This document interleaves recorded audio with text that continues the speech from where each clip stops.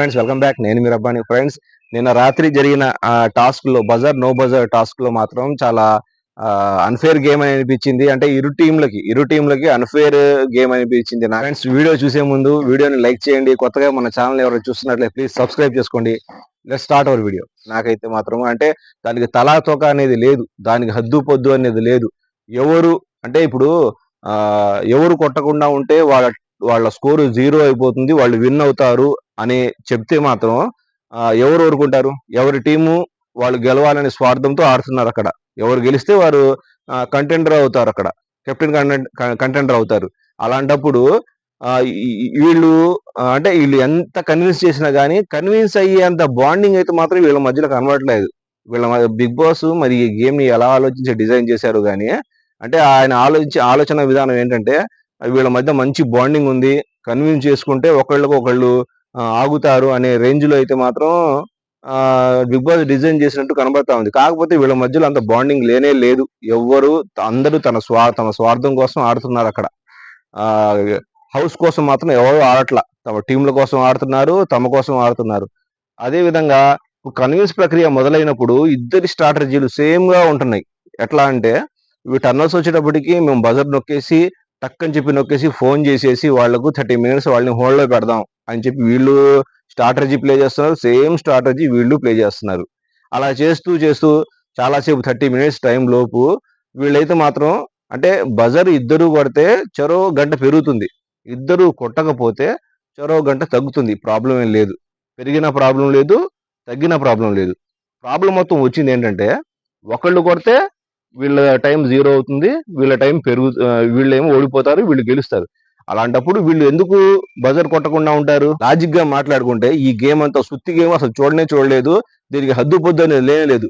వీళ్ళు కూడా బజర్ నొక్కేసి వీళ్ళని 30 minutes హోల్డ్ చేశారు. వీళ్ళు కూడా బజర్ నొక్కి 30 minutes హోల్డ్ చేశారు. అంటే వీళ్ళు చెప్పడం ఏంటంటే మేము బజర్ నొక్కలేదని చెప్పి వీళ్ళకి, వీళ్ళు చెప్పడం ఏంటంటే మేము బజర్ నొక్కలేదని వీళ్ళకి. అసలు ఇద్దరికి తెలియకుండా మాత్రము గేమ్ నైతే నడిపించేశారు. అంటే వాళ్ళకి తెలుసు వీళ్ళు నొక్కారు అని చెప్పి తెలుసు.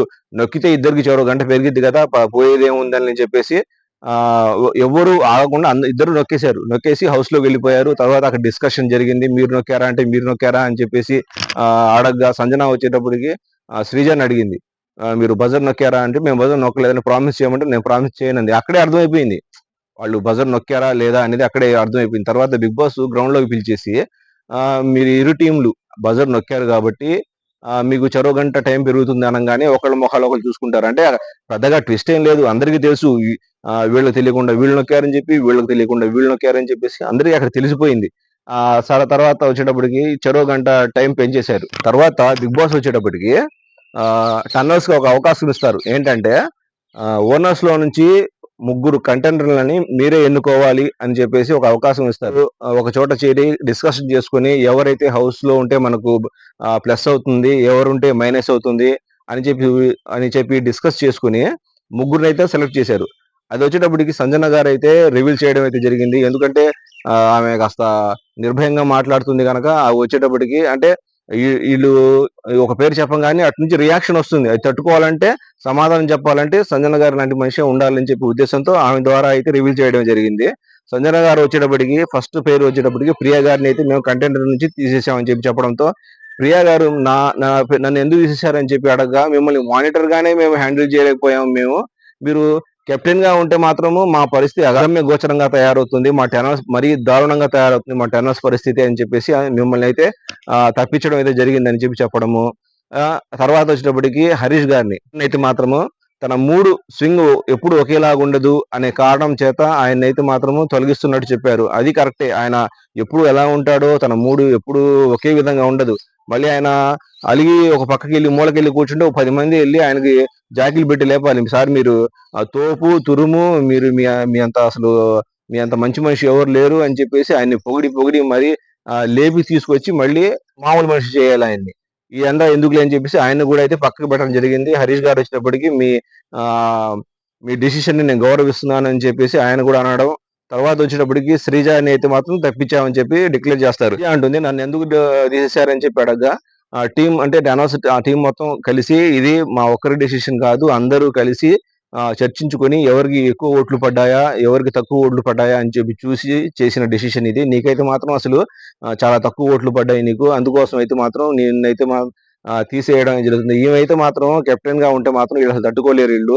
ఈమె రూల్స్ గాని, ఈమె వాగుడు గాని, ఈమె గొంతేసుకొని ప్రతి దాంట్లో పడిపోవడం గాని చాలా ఈమెయితే మాత్రం రచ్చరచ్చగా ఉండేది. అక్కడ ఎవరున్నా సరే ఈమెనైతే మాత్రం పక్కకు తోసేసేవాళ్ళు. వచ్చేటప్పుడు ఈ కళ్యాణ్ అయితే మాత్రం ఈ కంటెండర్‌షిప్‌ని తొలగించేయమని చెప్పడంతో కళ్యాణ్ నామినేషన్‌లో ఉన్న వాళ్ళని కాదు హౌస్‌ని హ్యాండిల్ చేసే మనిషిని పర్ఫార్మెన్స్ ఇచ్చే మనిషిని ఎన్నుకోవాలి మీరు అని చెప్పి గట్టిగా తన వాదన అయితే వినిపించడం జరుగుతుంది.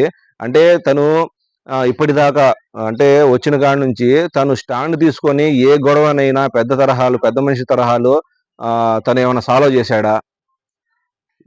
ఏదైనా ప్రాబ్లం వస్తే గొంతేసుకొని మీద పడిపోవడం తప్ప ఇతను చేసిందేం లేదు అని చెప్పి నాకైతే అర్థమైపోయింది. ఎందుకంటే తన మానిటర్ తన కింద ఉన్న ఫ్లోరా షేని ఎక్కువ పంచాయతీలు జరుగుతా ఉంటాయి. అంటే బాత్రూమ్ దగ్గర ఎక్కువ పంచాయతీలు జరుగుతా ఉంటాయి. ఆ పంచాయతీల్ని ఈయనొచ్చేటప్పటికి అక్కడ హౌస్ అందరూ గొడవ పడుతుండగా అతనొచ్చి కాంప్రమైజ్ చేయకుండా ఫ్లోరా షైనీకి మద్దతు పలుకుతూ గొడవను ఇంకా పెంచే విధంగా మాట్లాడటము చాలా ఆరగెంట్‌గా చాలా రెస్పెక్ట్ లేకుండా మాట్లాడడం చేస్తా ఉంటాడు. మరి ఇతనేమో హౌస్ మొత్తాన్ని హ్యాండిల్ చేస్తాడంట. ఒక ఫ్లోరా షైనీనే హ్యాండిల్ చేయలేకపోయాడు ఇతను. హౌస్ మొత్తాన్ని ఎలా హ్యాండిల్ చేస్తాడు? అందుకోసం ఆయన్ని కూడా తప్పించడం అయితే జరుగుతుంది. బిగ్ బాస్ వచ్చేటప్పటికి ఎంపికైన ముగ్గురు కంటెండర్ల పేర్లని రివీల్ చేయమని చెప్పి అడగా ఫస్ట్ భరణి, తర్వాత మనీషు, తర్వాత వచ్చేటప్పటికి డీమాన్ పవన్. ఈ ముగ్గురిని అయితే మాత్రము సెలెక్ట్ చేశామని చెప్పి సంజన గారు చెప్పడము. ఓనర్స్ అంటే శ్రీజ, ప్రియ వీళ్ళంతా దీని కారణాలు మాకు చెప్పాలి.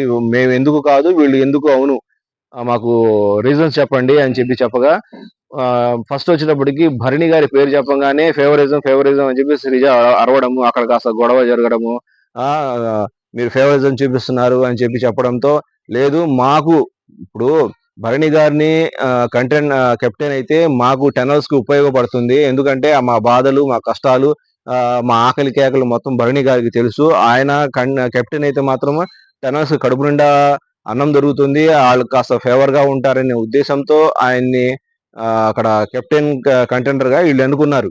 ఎవరు? టెనర్స్. ఈ విషయము అందరికీ తెలుసు. అంటే ఆయన కాస్త వీళ్ళ మీద కాస్త ఒక మంచి అభిప్రాయంతో ఉంటాడు. ఆ కష్టాలని తెలిసిన మనిషి భరణి.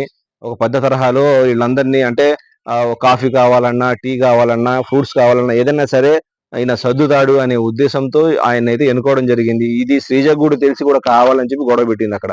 తర్వాత వచ్చేటప్పటికి మనీష్ గారిని ఎన్నుకునే కారణం ఏంటంటే ఆయనకి దేంట్లోనూ స్కోప్ లేదు ప్రస్తుతానికి. ఎందుకంటే మానిటర్ గా కానీ అక్కడ కిచెన్ డ్యూటీలో కానీ హౌస్ డ్యూటీలో ఏ డ్యూటీ ఆయనకు పడలేదు. అందుకోసం ఈ కెప్టెన్సీ కంటెండర్ కింద అయితే మాత్రం ఆయన ఎన్నుకున్నారని చెప్పి చెప్పడము. తర్వాత వచ్చేటప్పటికి డీమాన్ పవన్ ను ఎందుకు ఎన్నుకున్నారని చెప్పి రీజన్ చెప్పి అడగగా డీమాన్ పవన్ అయితే టనల్స్ కి ఓనర్స్ కి ఇద్దరికి సమానంగా హ్యాండిల్ చేయగలడు ఇతను అని చెప్పేసి ఆయనైతే మేము ఎన్నుకున్నామని చెప్పి చెప్పడం జరిగింది. ఆలోచించిన విధానం ఏంటంటే ఎవరైనా సరే కెప్టెన్ అయినా తమకు అన్యాయం జరగకుండా తమ మీద ప్రతి విషయానికి గైమంటూ గొంతేసుకొని పడిపోకుండా తమ బాధలను అర్థం చేసుకొని తమకు అండగా ఉండే వ్యక్తి ఎవరా అని చెప్పే ఉద్దేశంతో అందరూ మాట్లాడుకొని వీళ్ళు ముగ్గురిని అయితే డిక్లేర్ చేశారు. ఇంకోటి ఇస్తే ఏంటంటే బిగ్ బాస్ ఈ ఎంపికైన ముగ్గురిని టెన్నర్స్ నుంచి ఒక అతన్ని ఎంపిక చేసుకోవాలి, అంటే కంటెండర్ కింద ఎంపిక చేసుకోవాలి అని చెప్పి చెప్పగా వీళ్ళు ముగ్గురు కలిసి ఇమానియల్ని అయితే మాత్రం ఏకాభిప్రాయంతో ఎన్నుకున్నారు.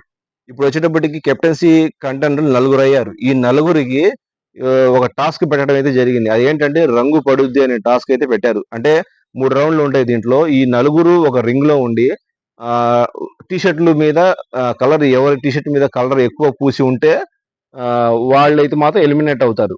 అంటే వీళ్ళు ఎదుటి వాళ్ళకు రంగు పూస్తూనే వీళ్ళు డిఫెండ్ చేసుకోవాలి. వీళ్ళ మీద రంగు పడకుండా డిఫెండ్ చేసుకోవాలి.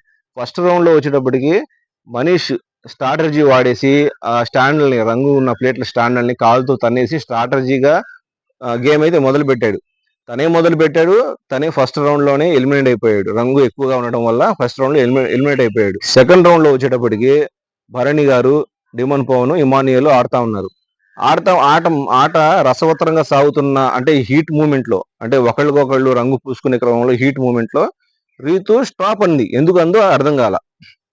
ఆ స్టాప్ అనగానే గేమ్ ఆపేయాలంట. అంటే మేము ఆడియన్స్ అనుకున్నది, అక్కడ హౌస్ మేట్స్ అనుకున్నది బజర్ ముఖంగానే గేమ్ ఆగిపోయిద్ది, స్టాప్ అయిపోయిద్ది అనే ఉద్దేశంలో అనుకున్నాం.